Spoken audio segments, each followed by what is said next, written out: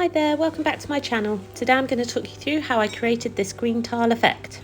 So to start with, I selected 3 complementary green colours. You can see there I've got a light green, a medium and a bit more of a turquoisey. And then using a flat edge, I created a grid-like effect.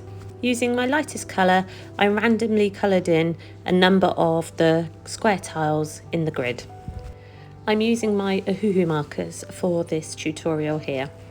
There's no rules as to which squares should be coloured in which green, it's completely up to you, but when you think you have coloured in all the lighter shade ones, move to your second colour of green, and again randomly colour in some of the squares in the grid.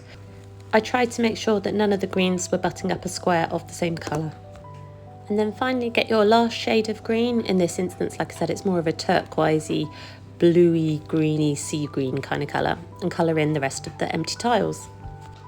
Now the next step is to create a kind of shadow in the left hand side of each tile. So using the same colour as you coloured in that tile, create an L-shaped shadow on the left hand side and the bottom of each square.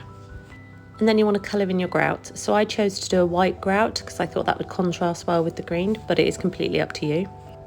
I did play with the idea of doing it black, like my red brick tutorial that's on my channel from the other day.